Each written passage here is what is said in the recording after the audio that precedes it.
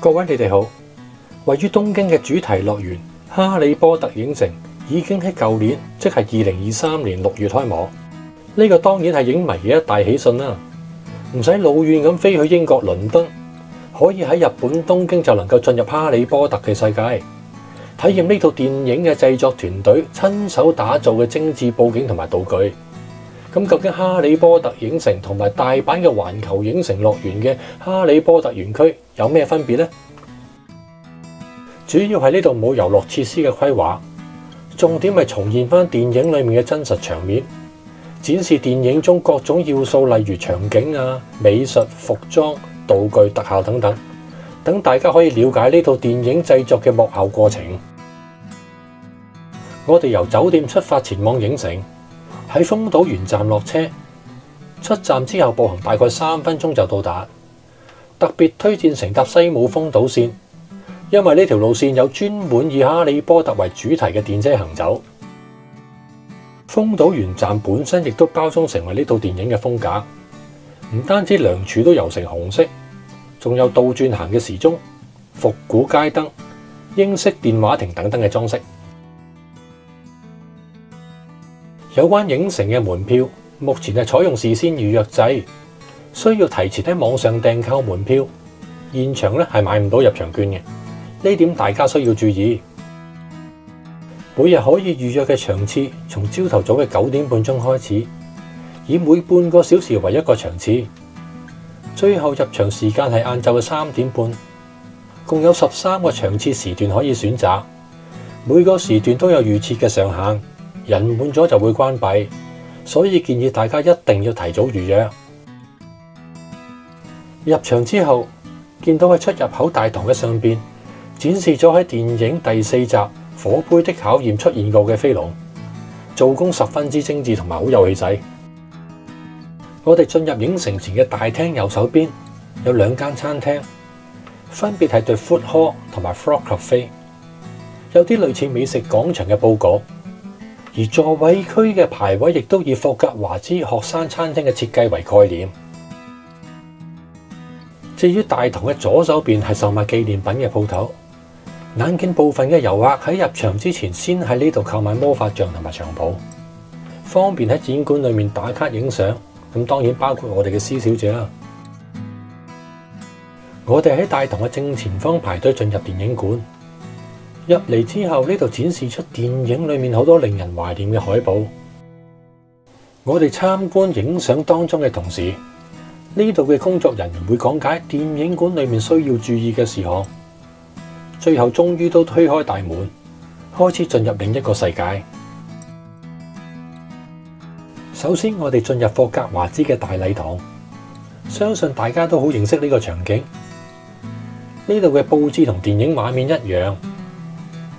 有校長鄧不利多嘅貓頭鷹講台同埋分類帽，仲有各位熟悉巫師嘅戲服，4個學院嘅校服同埋餐台上嘅餐具，感覺好真實。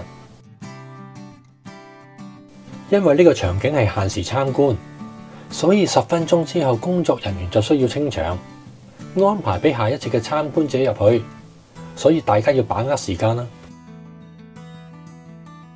離開咗大禮堂之後，我哋到達下一個電影場景——移動的階梯。呢個巨型樓梯喺空中飄嚟飄去已經夠吸睛，加上牆上嘅動態畫像，俾人有一種超現實嘅感受。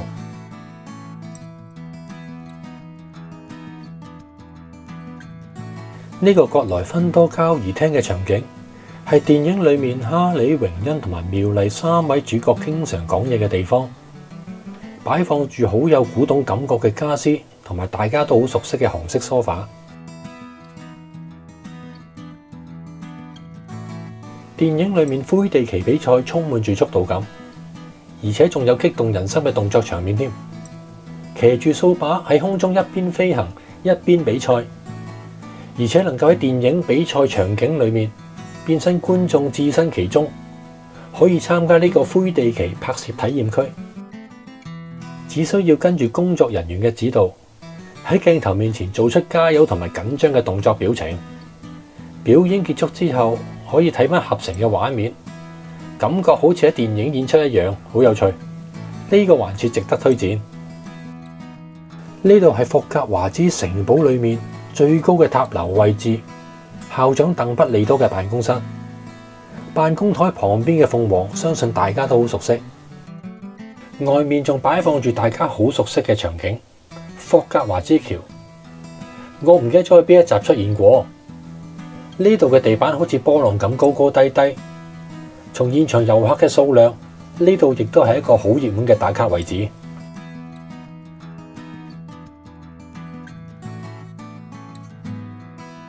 我仲記得喺第二集裏面，榮恩同埋哈利因為趕唔切乘搭霍格華茲嘅火車，借咗榮恩阿爸嘅空中飛車前往霍格華茲嘅情節。乘搭霍格華茲火車開往魔法世界嘅月台，9有3/4月台嘅拍照區咧，實在好多人排隊。我哋輪候時間都需要30分鐘。喺呢個蒸汽火車嘅場景裏面，展示咗第一集哈利同埋榮恩互相認識嘅場景，仲有魔法世界裏面嘅零食添。斜角巷係哈利波特電影裏面重要嘅經典場景。呢度有出售巫師專用魔杖嘅店鋪，同埋海格送俾哈利白色貓頭鷹嘅商店，仲有好多新奇有趣嘅店鋪等等。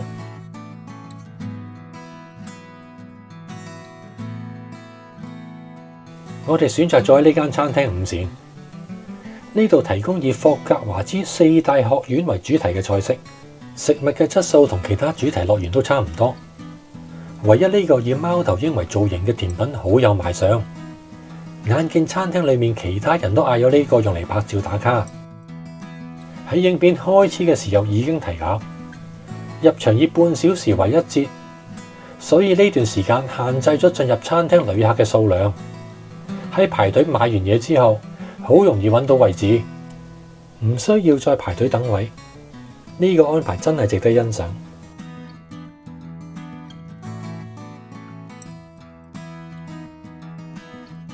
喺影館出口處嘅旁邊，仲有售賣紀念品嘅店鋪，俾旅客選購紀念品。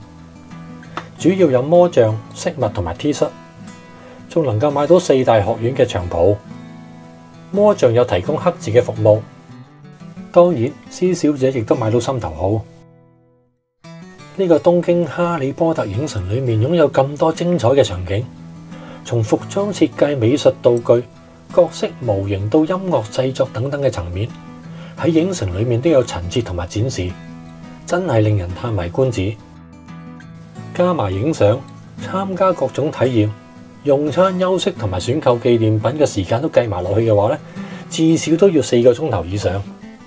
我哋朝頭早10點鐘進入，晏晝4點鐘離開，花咗成5個鐘頭。所以大家嚟之前要安排充足嘅時間參觀。好啦，呢條片就嚟到呢度，下條片見啦，拜拜。